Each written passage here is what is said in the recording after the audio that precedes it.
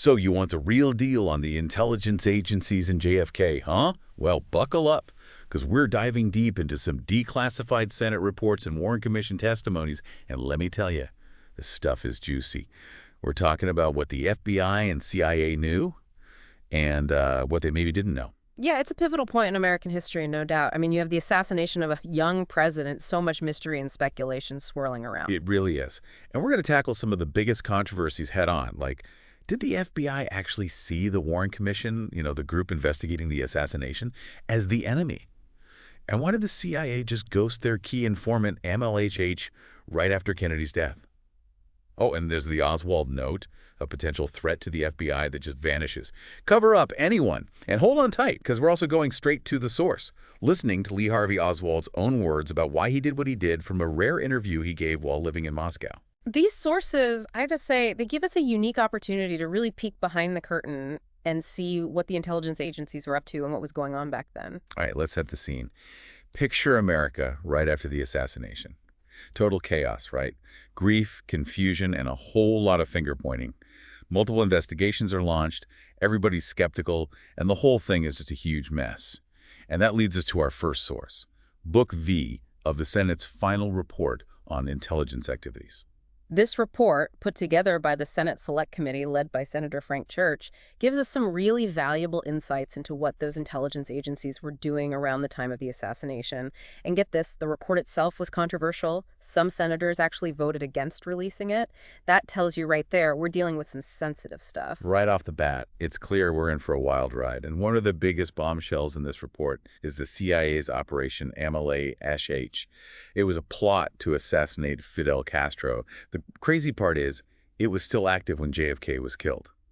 And the Warren Commission, they were totally kept in the dark about it. Yeah, that's a huge deal. I mean, think about it. Cold War tensions were through the roof. Nobody trusted Cuba. And Castro was publicly threatening revenge against the U.S. for trying to take him out. And here we have this active plot to kill him happening at the same time Kennedy gets assassinated. It makes you wonder if there's a connection, even if it's just to rule it out. Oh, absolutely. IMLH, the whole coup in Cuba, Castro's threats, it's all tangled up. The report even says the CIA called their AMLH case officer back to headquarters right after Kennedy was killed. The thing is, there's no record of that order. Makes you wonder if someone was trying to cover their tracks. Yeah, why the sudden recall? What was the CIA so worried about? Were they afraid of a Cuban connection to the assassination? Or maybe their own role in provoking Castro? It all seems very suspicious. These are some big questions. The lack of transparency around AMLH is concerning, to say the least. All right, let's move on to the FBI. Apparently, they saw the Warren Commission as an adversary. Seems like J. Edgar Hoover and the FBI were really worried about being blamed for not catching Oswald before the assassination. Yeah, they were worried about looking bad, especially after failing to identify Oswald as a threat. There are these internal memos that show Hoover was really distrustful of the Warren Commission. He saw them as a threat, like they were going to expose all the FBI's mistakes. So they're playing nice with the Warren Commission in public, but behind closed doors, they're doing damage control, trying to protect their image. Exactly. They disciplined some agents after the assassination and tried to keep it all hush-hush. They knew a scandal would erupt if the public found out they were blaming their own agents. Imagine the outrage if it came out that the FBI thought they messed up in the lead-up to the assassination. It would have been a PR nightmare for sure. So the FBI knew they failed with Oswald, but they were trying to control what the Warren Commission heard. It seems like they were trying to cooperate, but also protect themselves. It's like that tension is just woven through their whole relationship with the commission. It really shows how they were caught between finding the truth and protecting the FBI's reputation. You have to wonder how that affected the investigation and the Warren Commission's conclusions. That's a really good point. We can't ignore those competing interests. These reports also point out some things that weren't fully investigated. Even though Oswald was connected to both pro- and anti-Castro groups, they didn't really look into a possible Cuban connection. Yeah, like this Cuban-American guy who went to Mexico just before the assassination under some shady circumstances. They thought he might be involved, but the FBI didn't really pursue it. It's one of many things that makes you question how thorough the investigation really was. And then there's the FBI's focus on countering groups like the Fair Play for Cuba Committee, the FPCC, which Oswald had been part of. Right, and that tells us a lot about the FBI's priorities back then. They were more worried about disrupting groups they thought were dangerous than digging into every aspect of Oswald's motives. They used all sorts of tactics, like anonymous leaflets and even infiltrating these groups just to mess with them. And remember, all this is happening while the CIA is running its own secret operation to kill Castro. Talk about a tangled web. Each agency doing its own thing. Yeah, it's striking how little the FBI and CIA were working together. Who knows what they might have found if they'd actually collaborated, especially on Oswald's activities. It's like they each had pieces of the puzzle but never put them together. And speaking of missing pieces, let's talk about the mysterious Oswald note. It's supposedly a note Oswald left for FBI Special Agent James Hosty, who'd been investigating him before the assassination. And this is where things get really murky. The details are fuzzy, the note itself is gone, there's no official record of Oswald visiting the FBI office or even of the note existing. Poof, it's like it vanished into thin air. So we're relying on whispers and secondhand accounts to figure this whole thing out. Pretty much, yeah. Our main sources are a former FBI agent, J. Gordon Shanklin, and a Dallas newsman. And their stories raise some serious red flags about a potential cover-up. Why would the FBI destroy evidence like that? Was it a threat? Did it reveal something embarrassing about how they handled Oswald? We're left with more questions than answers. It's like the unknown is more powerful than what we actually know. But to get a different perspective, let's hear what Lee Harvey Oswald himself had to say about why he did what he did. Luckily, we have a glimpse into Oswald's mind because he did an interview with a journalist named Priscilla Johnson, who later went by Priscilla McMillan. This was while he was living in Moscow after he left the U.S. Wow, so we're going straight to the source. What did he say? The interview shows Oswald as a hardcore Marxist. He was really disillusioned with America and capitalism. He explains why he defected, saying he believed in communism and wanted to live in a socialist country. That's a far cry from the image of a crazy lone gunman. Here we have a man driven by ideology, a strong belief in a different way of life. Exactly, and he was very open about his convictions. At one point, he even calls the Soviet government my government, clearly identifying with his new country. It's interesting, though, that he started out so enthusiastic about the Soviet Union, but ended up disappointed. Yeah, he realized it wasn't the perfect worker's paradise he'd imagined, and that disillusionment ultimately led him back to the U.S. So we have this man who ditched the U.S., got disillusioned with the Soviet Union, came back to America, and then ends up the prime suspect in the president's assassination. It's a really complex and tragic story. That interview with Priscilla Johnson is invaluable for understanding what was going on in Oswald's head. It doesn't give us the whole picture, of course, but it's a rare look into the mind of a man who played a key role in one of the most significant events in American history. Now let's talk about another shocking event. Jack Ruby shooting Oswald right there in the Dallas Police Headquarters basement. Talk about adding fuel to the fire. Conspiracy theories went through the roof after that. It was unbelievable. And the Warren Commission testimonies go into amazing detail about it. We have eyewitness accounts, like Helen Markham, who was standing right near the ramp when Ruby lunged at Oswald. Her testimony is wild. Total chaos, everyone caught off guard. It makes you wonder how Ruby, a nightclub owner with mob ties, got close enough to Oswald to shoot him. It sounds like a scene from a movie, but this was real life with huge consequences. You said it. Shooting Oswald meant the nation never got to put him on trial, never got to hear his side of the story, and it just created more questions about Ruby's motives, whether he was acting alone or was part of something bigger. Instead of answers, the public got more mysteries. The testimonies point out a lot of security failures. Unlocked doors, careless procedures, a general lack of alertness. It really shows how even the tightest security can be messed up by human error and things you just can't predict. I bet those security failures just fueled the conspiracy theories even more, right? Yeah. People starting to see connections that maybe weren't even there. Absolutely. Shooting Oswald just made the public even more distrustful and skeptical. If a lone gunman could get that close to Oswald, people started thinking anything was possible. It cast a shadow over the whole investigation. It's like every answer just created 10 more questions. Exactly. And we need to remember that context. When we look at these sources, we have to think about how intense everything was, the pressure to find answers, and all the wild theories flying around. Okay, so we've talked about MLH, the FBI's distrust of the Warren Commission, and the things that weren't fully investigated, like a possible Cuban connection and that mysterious Oswald note, plus the whole Jack Ruby shooting Oswald situation. What other interesting tidbits did you find in these documents? Well, there's this warning Castro gave to U.S. leaders. A few months before the assassination, he said publicly that anyone helping with plans to kill Cuban leaders wouldn't be safe themselves. So he was basically telling the U.S. to back off or face the consequences. Yeah, and while this doesn't prove that Castro was involved in the assassination, it definitely adds to the mystery. Was he serious? Was he just trying to scare the US? Or was it something more? It's a chilling thought, especially considering what happened to Kennedy. And it reminds us of the bigger picture. The Cold War, the Cuban Missile Crisis, all the tension between the U.S. and Cuba. This wasn't happening in isolation. It was part of a global power struggle with high stakes and the potential for serious consequences. It shows how even seemingly isolated events can be tied to larger global conflicts and politics. Exactly. We can't fully understand the JFK assassination without taking that bigger context into account. Okay, what about those FBI disciplinary actions we talked about earlier? It sounds like they tried really hard to keep those quiet. Yeah, they did. It's pretty telling that they felt the need to discipline agents after the assassination. They tried to downplay their mistakes to the Warren Commission, but internally they knew they hadn't handled the Oswald case well. It was like acknowledging their errors in private, but presenting a united front to the public. Which raises questions about honesty and accountability. What else did they keep from the Warren Commission? Did their desire to protect their image prevent them from finding the truth? These are tough questions we need to confront. It shows us that even investigations with good intentions can be influenced by internal politics and the desire to control the narrative. All right, let's shift gears a bit and look at the Warren Commission testimonies. They give us a first-hand account from the people who were there, who saw what happened around the assassination and after. These testimonies are like a gold mine of details. They give us a glimpse into the human drama that unfolded in those chaotic days. We hear from doctors trying to save Kennedy, witnesses who saw the shooting, and even Lee Harvey Oswald himself. I can only imagine the emotions captured in those testimonies. Mm. Shock, disbelief, grief, anger, confusion.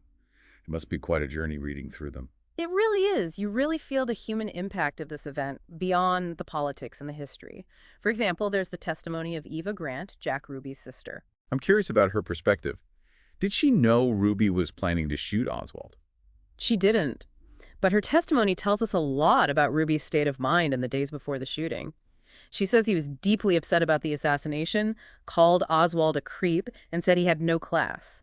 He was clearly affected by Kennedy's death, but did she see any signs he was going to take matters into his own hands? Not directly, but she mentions that Ruby was obsessed with the assassination. He kept calling her, talking about it nonstop.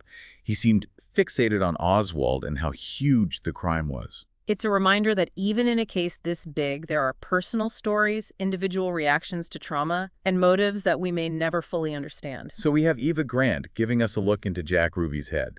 Whose testimony else stands out from the Warren Commission? Well, there's the testimony of C. Ray Hall, an FBI agent who interviewed Ruby after the shooting. His account gives us a chilling look at Ruby's demeanor and how he justified killing Oswald. Did Ruby say he was sorry? Did he claim to be part of a conspiracy? Not really. Hall says Ruby seemed calm and collected at first, almost distant, as he talked about the events leading up to the shooting. He said he acted on impulse, driven by a desire to spare Jackie Kennedy the pain of having to testify at Oswald's trial. So he made it seem like he was a heartbroken citizen protecting the president's widow. Yeah, but even Hall, a seasoned FBI agent, was skeptical of Ruby's story. He noticed contradictions and thought Ruby seemed more worried about how the public saw him than actually being remorseful. It's like he was trying to create a story that would make him look like some kind of avenging hero. And the fact that Ruby had connections to organized crime just adds to the suspicion about his motives. Was he really acting alone, or was he part of a plan to silence Oswald? It's another one of those big mysteries that people are still debating today. It shows how important it is to be careful about taking any single story at face value. Absolutely. We have to think about biases, motives, and the things people might have forgotten. And we can't ignore how time can change memories and interpretations. Okay, what about the testimonies of the officers involved in moving Oswald and the shooting? I'm guessing those were scrutinized pretty closely. They were, and they expose a whole bunch of security lapses and miscommunications that allowed Ruby to get to Oswald. For instance, we have the testimony of Marvin Hall, an armored car driver who was part of the team moving Oswald to the county jail. His job was literally to transport a high-profile prisoner. You'd think security would be super tight. You'd think so, but Hall describes a really disorganized situation. He got conflicting instructions, there was a lack of clear communication, and the whole police headquarters was chaotic. It sounds like there were breakdowns at every level, which gave Ruby the chance to slip through. And then there were other testimonies, like Officer Billy Joe Maxey, who describes the basement of the police headquarters as Total mayhem, with reporters and crowds pushing and shoving. He even says he saw Ruby talking to some unknown guy right before the shooting. Talk about another layer of intrigue. It's like a recipe for disaster. Errors, missed opportunities, all happening at the worst possible time. Exactly. And those failures had tragic results. Not only did they allow Oswald to be killed, but they also eroded public trust and contributed to the mystery surrounding the assassination. It's a harsh reminder that even the best security plans can be ruined by human error, miscommunication, and unexpected events. Definitely. And as we keep digging into these testimonies, we'll see how those security lapses, combined with the emotional intensity of the moment, created the conditions for a truly tragic and significant event. Okay, so beyond the officers' testimonies, did the Warren Commission hear from anyone who was actually in the basement when the shooting happened? They did. And those accounts give us a raw, visceral understanding of how chaotic and brutal Ruby's actions were. One that really stands out is Helen Markham's. She was a bystander waiting to pay a parking ticket when Oswald was brought through the basement. She was just an ordinary person caught up in an extraordinary situation. Exactly. And her testimony is powerful and unfiltered. She talks about seeing Oswald being escorted through the crowd, then suddenly a shot rings out and Ruby lunges at him. She even remembers Ruby's expression, saying he looked determined as he fired the gun. I can't imagine how scary it must have been to witness something like that so close up. Absolutely. Markham's testimony, along with many others, captures the shock and confusion of that moment.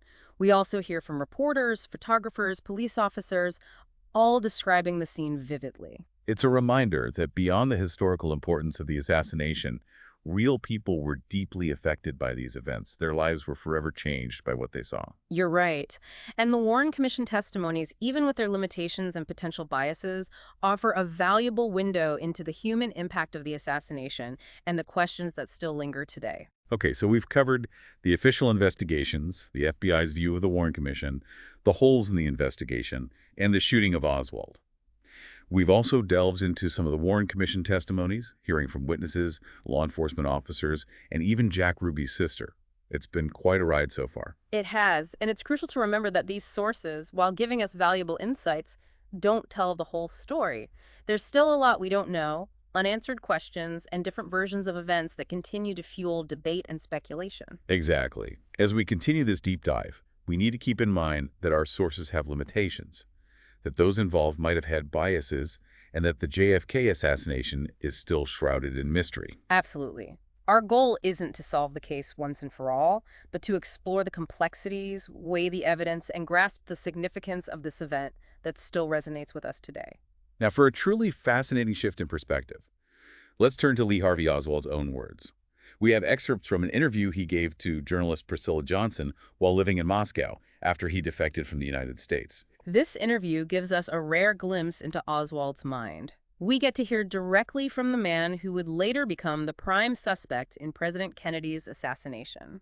It's like stepping back in time, hearing his voice, understanding his motivations, and trying to see the world through his eyes. Exactly. And what emerges from this interview is a portrait of a complex and contradictory person, a young man disillusioned with American society and drawn to communist ideology.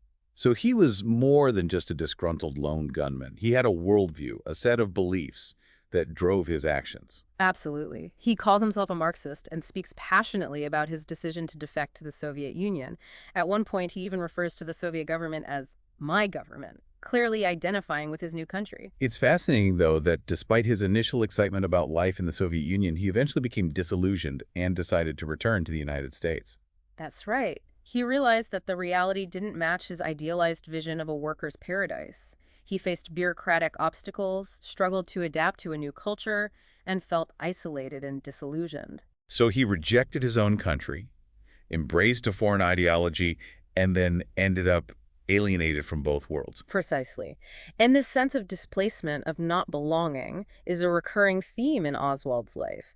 We have to consider this when trying to understand his actions and motivations. Okay, so we have this complex individual, a self-proclaimed Marxist, who was disappointed with both American capitalism and Soviet communism. What else did he reveal in this interview with Priscilla Johnson? Well, he talked about his time in the U.S. Marine Corps, his interest in Marxism, and his belief that the Soviet Union offered a better future for humanity. Did he express any regret for defecting? Did he share any insights into his political views beyond his support for Marxism? He didn't say he regretted defecting, but he did acknowledge how hard it was to adjust to life in the Soviet Union. He also hinted at some disillusionment with the Soviet system, suggesting it wasn't the utopia he'd hoped for. So even before returning to the U.S., he was already starting to question the ideology that had led him to defect in the first place. Yes.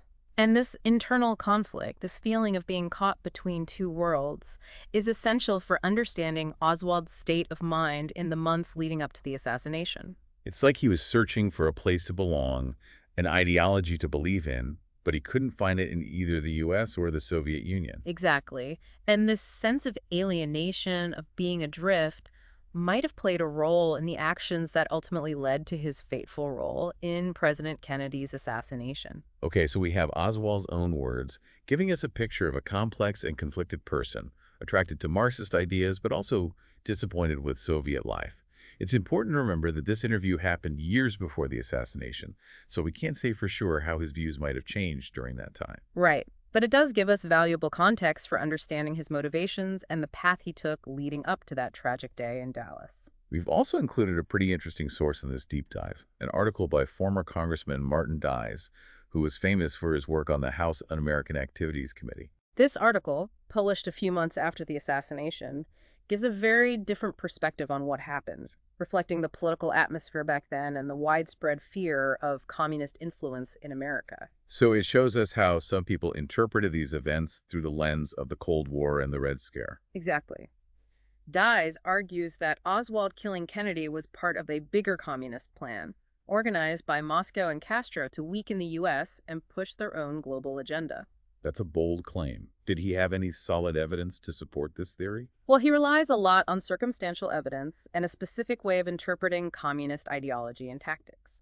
He points to Oswald's Marxist beliefs, his defection to the Soviet Union, and his connections to pro-Castro groups as proof of his involvement in a wider communist plot. So he's connecting the dots, but those connections are based on assumptions and a pre-existing belief that communists were trying to subvert America. Exactly. Well, we can't completely ignore his perspective. We need to be critical, remembering the context of the Cold War and the anxieties that fueled the Red Scare. It reminds us that history is often written by the winners, and those in power often shape the narrative to fit their own agenda. Precisely. And after the assassination, with the nation grieving and in shock, it's not surprising that many Americans were drawn to explanations that aligned with their fears and worldview.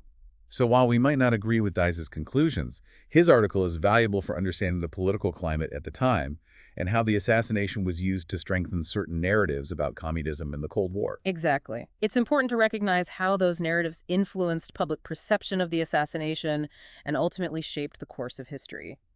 It's like we're peeling back layers of a complex onion, discovering different perspectives, competing narratives, and the lasting power of ideology and belief. Precisely. And as we continue this deep dive, we need to keep asking questions, challenging assumptions, and recognizing the limitations of our sources. The JFK assassination is a case that resists simple answers, but it's that very complexity that makes it so fascinating and worthy of continued exploration. Okay, and to dig deeper into the different perspectives surrounding the assassination, we've also included an article from American Opinion, a conservative magazine known for its anti-communist stance. This article, published just a few months after Dye's piece, takes a similar approach, arguing that the assassination was part of a massive communist conspiracy to undermine American power and values. So another voice reflecting the fears and anxieties of the Cold War era. Yes, but with a few interesting twists. This article goes beyond just Oswald and the Soviet Union, suggesting that other forces, maybe even within the U.S. government, might have been involved in the conspiracy. Okay, now that's intriguing. Are they hinting at a deep state or a rogue element within the intelligence agencies? Not directly, but they do raise questions about the role of the CIA and other powerful institutions, suggesting that they might have been manipulated or infiltrated by communist agents. So it's more expansive conspiracy theory, involving not just foreign actors, but also potential enemies within. It sounds like they're casting a wide net of suspicion. Exactly.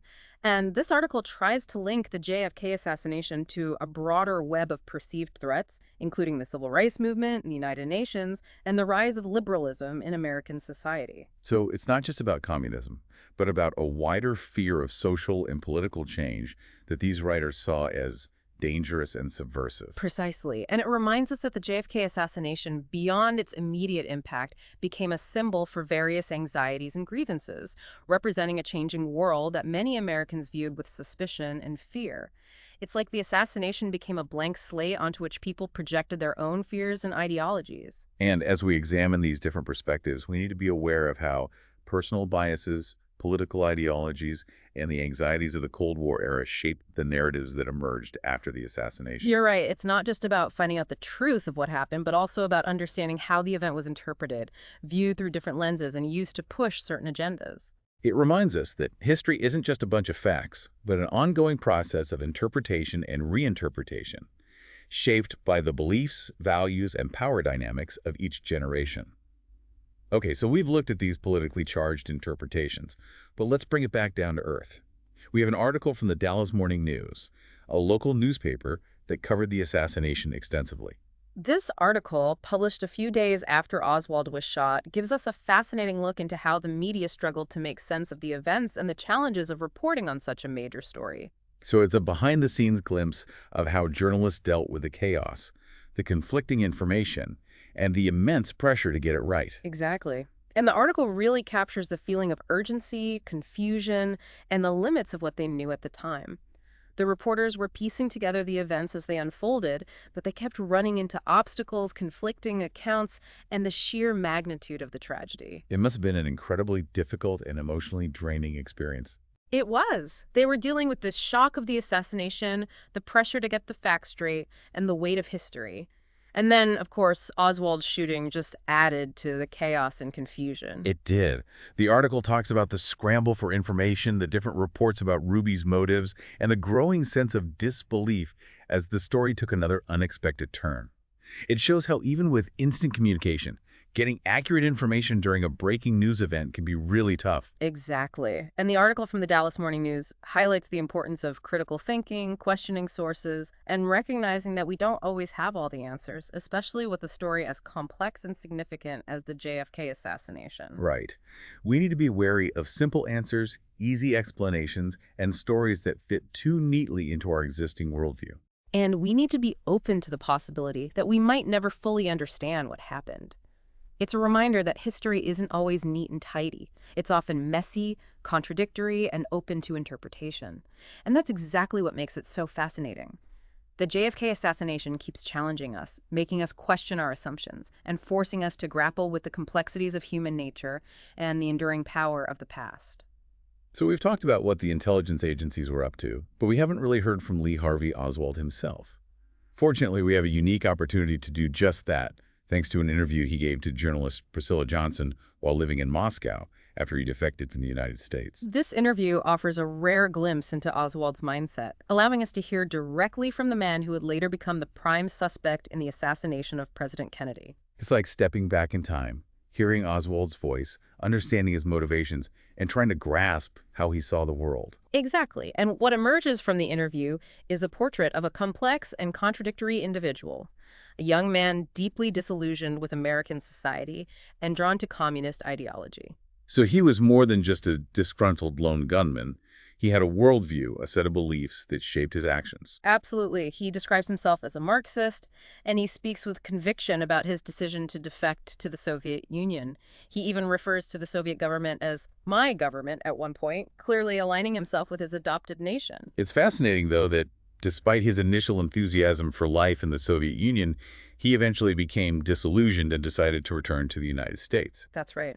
He found that reality didn't quite live up to his idealized vision of a worker's paradise. He faced bureaucratic obstacles, struggled to adapt to a new culture, and experienced a sense of isolation and disillusionment. So he was a man who rejected his own country, embraced a foreign ideology, and then ultimately found himself alienated from both worlds. Precisely. And this sense of displacement, of not belonging, is a recurring theme in Oswald's life. It's something that we need to consider as we try to understand his actions and motivations. Okay, so we have this complex individual, a self-proclaimed Marxist, disillusioned with both American capitalism and Soviet communism. What else did he reveal in this interview with Priscilla Johnson? Well, he talked about his experiences in the U.S. Marine Corps, his interest in Marxism, and his belief that the Soviet Union offered a better path forward for humanity. Did he express any regret for defecting? Did he offer any insights into his political views beyond his embrace of Marxism? He didn't express regret, but he did acknowledge the challenges of adapting to life in the Soviet Union. He also hinted at a sense of disillusionment with the Soviet system, suggesting that it wasn't the utopia he had imagined. So even before returning to the United States, he was already questioning the ideology that had driven him to defect in the first place.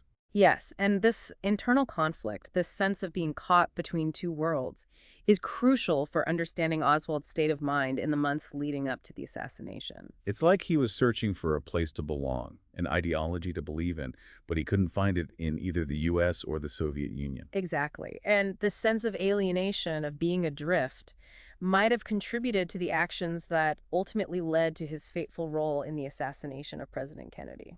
Okay, so we have Oswald's own words painting a picture of a complex and conflicted individual drawn to Marxist ideology, but also disillusioned with the realities of Soviet life. And it's important to remember that this interview took place years before the assassination, so we can't definitively say how his views might have evolved or changed in the intervening period. Right. But it does offer valuable context for understanding his motivations and his trajectory leading up to that fateful day in Dallas. Now, for a different perspective on Lee Harvey Oswald, let's look at the testimony of Priscilla Johnson herself. Remember, she is the journalist who interviewed him in Moscow. Her testimony before the Warren Commission offers fascinating insights into Oswald's personality and state of mind. Okay, so this isn't just about what Oswald said, but how he came across to a seasoned journalist. What did she observe? Johnson described Oswald as intelligent, but also rigid in his thinking, with a tendency to view the world in black and white terms. She noted his strong belief in Marxism and his admiration for communist leaders like Fidel Castro. It sounds like she saw him as a true believer, someone who was genuinely committed to the ideology he espoused. Yes, but she also noticed a certain coldness and detachment in his personality. She recalled that he rarely showed emotion even when discussing personal matters or expressing his political views. Almost like he had built a wall around himself, a defense mechanism to protect himself from the world. Perhaps. And Johnson also noted a certain naivete in Oswald's understanding of communism. He seemed to have a romanticized view of the Soviet Union without fully grasping the realities of life under a totalitarian regime. It's a reminder that even those who are drawn to extremist ideologies often have a limited understanding of the complexities and potential consequences of those beliefs. Exactly.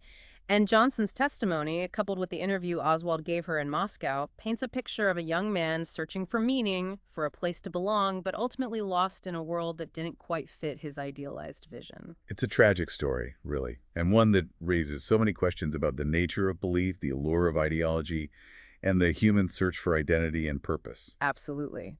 And as we continue this deep dive, we need to keep in mind the human element, the individual stories and motivations that shape the course of history. So, we've heard Oswald's side of things, but we can't forget the political climate back then. We were talking about the Cold War and the Red Scare, so let's dig into that a little more. We have this article by former Congressman Martin Dies, the guy from the House Un-American Activities Committee. Yeah, Dies. This article came out a few months after the assassination, and it gives a totally different perspective on everything. It reflects that Cold War mindset and the deep fear of communism that was everywhere in American society. Right, it's like a window into how some people were interpreting these events, all filtered through the anxieties of the Cold War. Exactly. Dies goes so far as to say that Oswald killing Kennedy was all part of a big communist plot, orchestrated by Moscow and Castro to destabilize the U.S. and further their own global agenda. Wow, that's a serious accusation. Yeah. Did he actually have any solid proof to back that up? Well, he relies a lot on circumstantial evidence and a very particular interpretation of communist ideology and tactics. He points to Oswald's Marxist beliefs, his defection to the Soviet Union, and his connections to pro-Castro groups as evidence that he was part of a bigger communist scheme. It sounds like he's connecting the dots, but those connections are based on assumptions and a pre-existing belief that communists were infiltrating and undermining America. That's a fair point. We can't just dismiss his perspective, but we do need to be critical, considering the context of the Cold War and all the anxieties that fueled the Red Scare. It's a good reminder that history is often interpreted through the lens of the dominant ideologies and fears of the time. Exactly. Right after the assassination, with the nation in shock and mourning, it's not surprising that many Americans were drawn to explanations that fit their existing worldview. So while Dias's article might not give us definitive answers, it does provide valuable insight into the political climate back then. Absolutely. It helps us understand how certain narratives about communism and the Cold War were used to make sense of the assassination. To get an even broader range of perspectives, we also have an article from American Opinion, a conservative magazine known for its strong anti-communist stance. This article, which came out a few months after Dye's piece, takes a similar approach, arguing that the assassination was part of a massive communist conspiracy to weaken American power and values. So, yet another perspective shaped by those Cold War fears. Yes, but with some interesting twists. This article doesn't just focus on Oswald and the Soviet Union. It suggests that other forces, maybe even some within the U.S. government itself, might have been involved in the conspiracy. Okay, hold on, that's getting interesting. Are they implying a deep state or some rogue element within the intelligence agencies? They don't explicitly say that, but they do raise questions about the role of the CIA and other powerful institutions, suggesting that they might have been manipulated or infiltrated by communist agents. So this conspiracy theory is expanding. It's not just about foreign actors, but also potential enemies within. They're casting a pretty wide net of suspicion. Exactly. And this article goes even further, trying to connect the JFK assassination to a whole range of perceived threats, including the civil rights movement, the United Nations, and the growing liberalism in American society. So it's not just about communism. It's about a broader fear of social and political change. Right. They saw the JFK assassination as a focal point for a bunch of anxieties and grievances, a symbol of a changing world that many Americans viewed with suspicion and fear. It's like the assassination became a blank slate for people to project their own fears and ideologies onto. As we look at all these different perspectives, we have to be mindful of how personal biases, political ideologies, and those Cold War anxieties shaped the narratives that emerged after the assassination. Absolutely. It's not just about finding the truth of what happened, but also about understanding how the event was interpreted and maybe even used to further certain agendas. It reminds us that history isn't just a collection of facts, but an ongoing process of interpretation and reinterpretation, shaped by the beliefs, values, and power dynamics of each generation. Okay, we've explored some pretty charged interpretations. Let's get back to the ground level now with an article from the Dallas Morning News, the local paper that covered the assassination in detail. This article, which came out just a few days after Oswald was shot, gives us a behind-the-scenes look at how journalists tried to make sense of the chaos, the conflicting information, and the immense pressure to get the story right. So we get to see how reporters grappled with this event as it was happening. Exactly. And the article captures that feeling of urgency, confusion, and the limitations of their knowledge at the time. The reporters were trying to piece things together, but kept hitting roadblocks, conflicting accounts, the sheer scale of the tragedy. It must have been incredibly difficult and emotionally draining to report on such a huge event under those circumstances. It was. They were dealing with the shock of the assassination, the pressure to get the facts straight, and the weight of history. Then Oswald gets shot, adding another layer of chaos and confusion. It's a good reminder that even in the age of instant communication, getting accurate information during a breaking news event can be incredibly challenging. You got it. The Dallas Morning News article highlights how crucial it is to think critically, question sources, and acknowledge that we don't always have all the answers, especially with a story as complex and significant as the JFK assassination. Well, we've covered a lot of ground in this deep dive. We've examined those declassified reports and testimonies, explored different perspectives on the assassination, and even heard Lee Harvey Oswald's own words. Yeah. It's clear that the JFK assassination is a multifaceted event with no easy answers. That's for sure. Even after all these years, the assassination still fascinates and intrigues us. The lingering questions, the persistent conspiracy theories, and the way it shapes our understanding of history all point to the enduring power of this event. It reminds us that history isn't static. It's an ongoing process of interpretation and reinterpretation. The JFK assassination defies simple explanations, and that's exactly what makes it so compelling and worth exploring further. You've heard the key findings, the conflicting accounts, and the mysteries that remain. Now it's your turn to reflect. What stands out to you as the most significant aspect of this event? How has this deep dive changed your understanding of the assassination and its place in history? Keep digging, question everything, and come to your own conclusions.